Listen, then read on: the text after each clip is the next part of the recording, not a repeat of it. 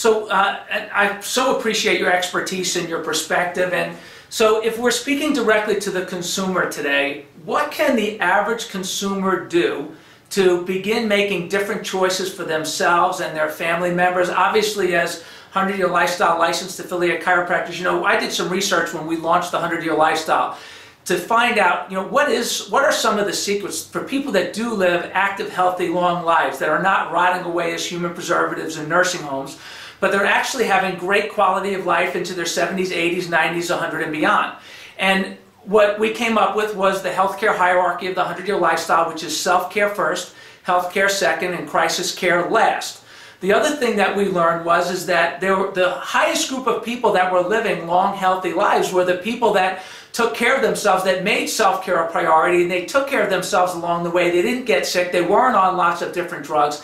And it was a much smaller group that got a second chance, and maybe they had an organ removed and their life was saved, so they made it to a higher age, but their quality of life was not as good.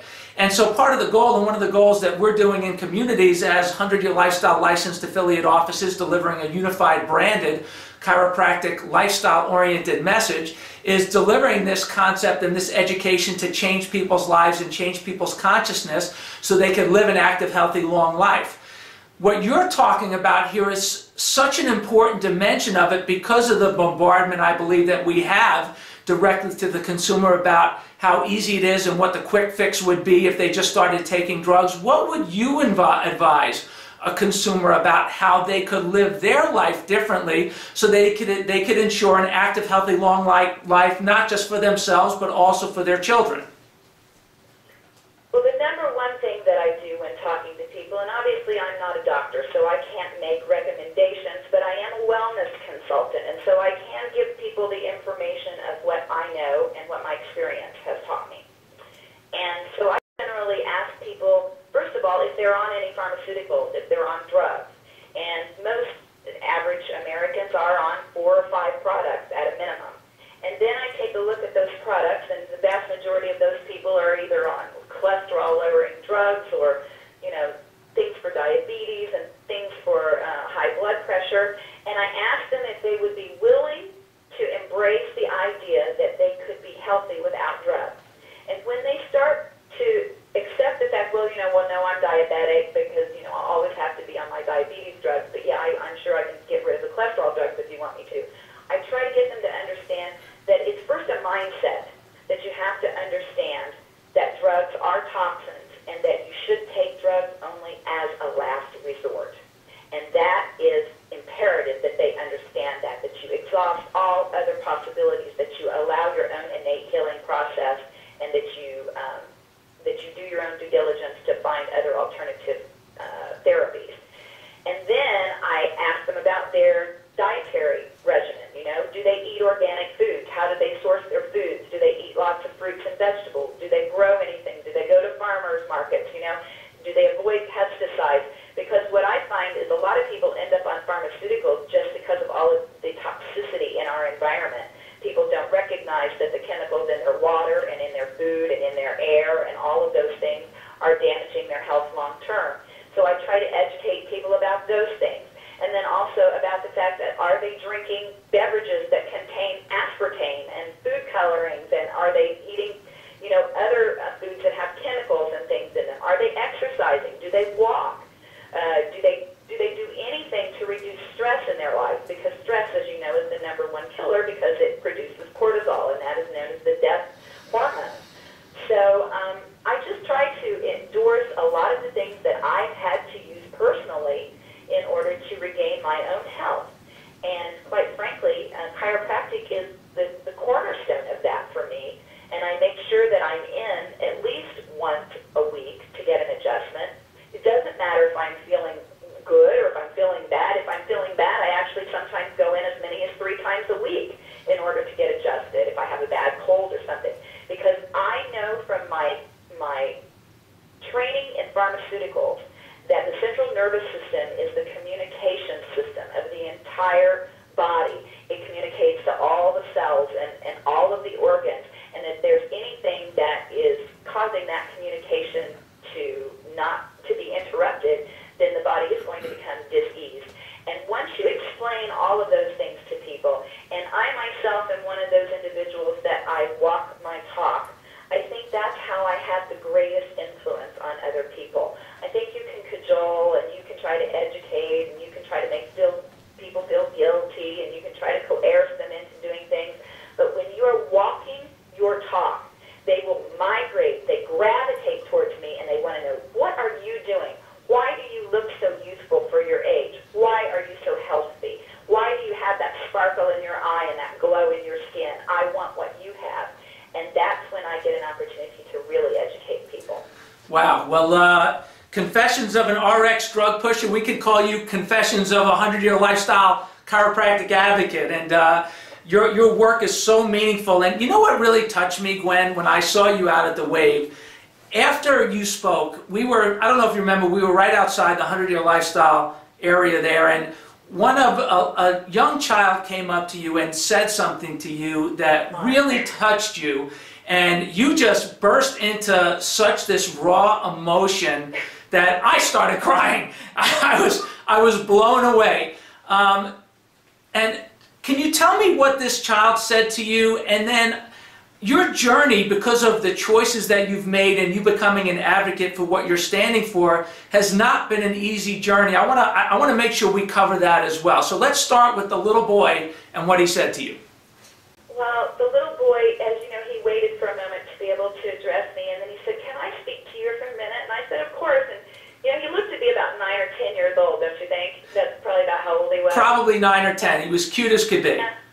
Yeah, so I bent down, as you saw, to you know, look at him eye to eye and to engage him in conversation. And the first words out of his mouth was, he said, "I just wanted to thank you on behalf of the children of the world." And that's the first time that I'd ever had a child acknowledge my work. You're going to make me cry again. It's okay. And then out of the, you know, the mouth of babes comes this very mature, and I know his parents had to be chiropractors, one of them had to be. He said, "I really resonated to your story." And then he proceeded to tell me about a little friend of his at school that had been his friend that had been forcibly drugged, and what a horrible time that this little boy had had on the drugs, and how combative he'd become, and how he was no longer allowed to play with the little boy, and that the information that he'd gotten from me, he asked if he could have one of my books so that he could take back to this little boy's parents. Wow. Wow, I mean, I'll never forget the look on his face and the look on yours in that moment there. And, you know, I know part of the emotion that you felt was because the journey that you've chosen here is not an easy journey. I know as a chiropractor, I mean, we fight battles against tremendous odds, against billion-dollar, multi-billion-dollar, $100 billion, trillion-dollar industries that are designed to teach people a different way of looking at the world, to tell people that they need drugs in order to survive and be healthy. That's designed to create a culture of addicts that is, and a culture of sickness. And, you know, there's a lot of violent opposition to the stand and the choices that you and people like myself are making, and like our 100-year lifestyle affiliates, delivering this unified branded message with some collective energy finally, that we're able to take that stand not just as solo acts but with collective energy. Talk about some of the challenges of this journey that you've had, but why you have persevered and why it's been so important for you to persevere. Well, some of the biggest challenges that I've had is the pharmaceutical industry has not come after me personally, because I do believe that I was smart enough to realize that I needed to fly under the radar for quite a while until I gathered, you know, a support group. And that's one of the reasons why I started in chiropractic, because I knew I was preaching to the choir and that I could get, you know, agreement from people and that people would help me disseminate information. But I have lost employment quite a bit when I'll, you know, get speaking engagements that all of a sudden they'll disappear, and then I'll never get another invitation or never be given an explanation as to why that my contract was canceled or the event was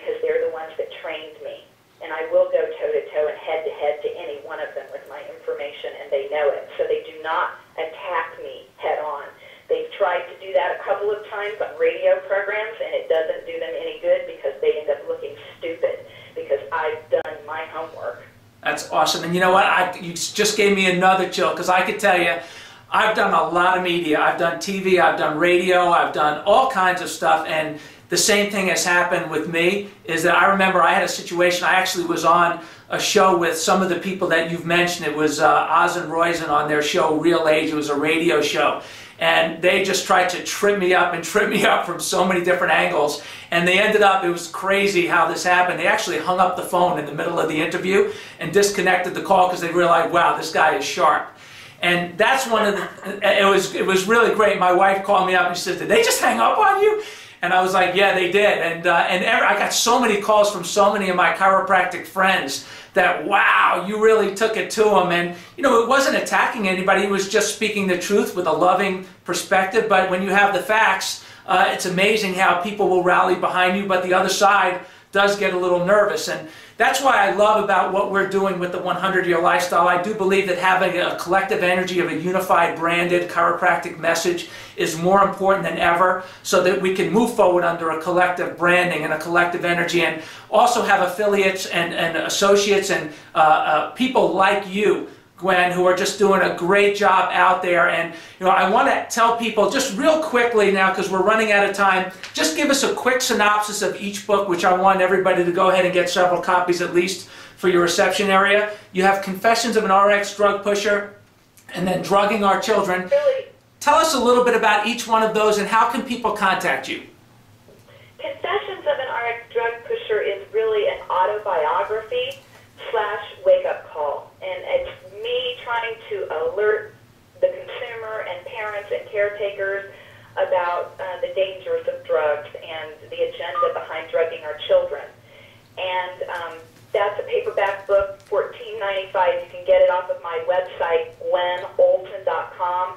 I would appreciate it if you would support me by buying my books on my website versus online at Amazon, because I only make a couple of dollars off of every book off of Amazon, and this is the way I make my living. So the other book is called Drugging Our Children, and that was actually 9 different contributors. There's experts from all over the country that have contributed to that, and it's an anthology of works that really gives you a wonderful perspective on what you can do to help stop the epidemic of the antipsychotic drugging of our children. For people that aren't aware, they are now using antipsychotics that were once reserved for schizophrenia and psychosis in our children for behavioral disorders and ADHD.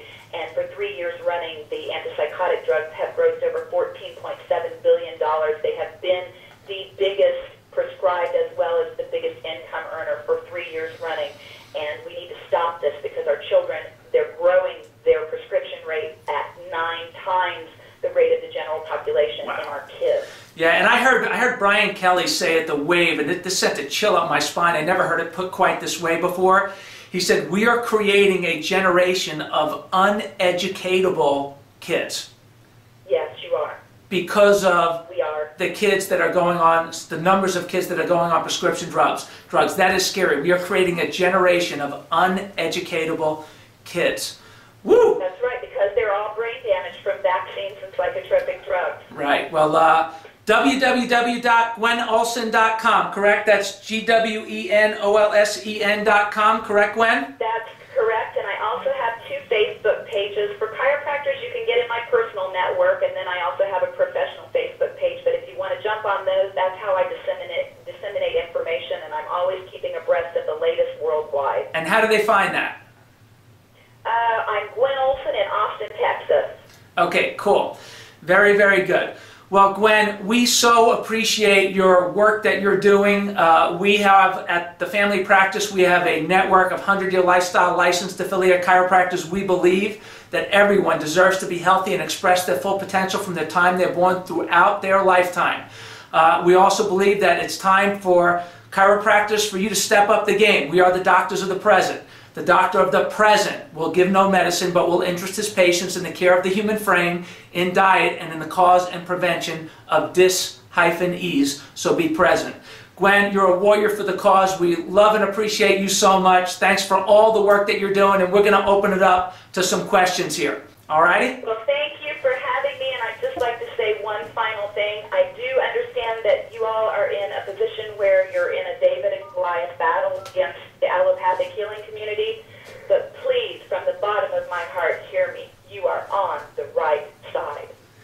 Awesome. Well, Gwen, you rock.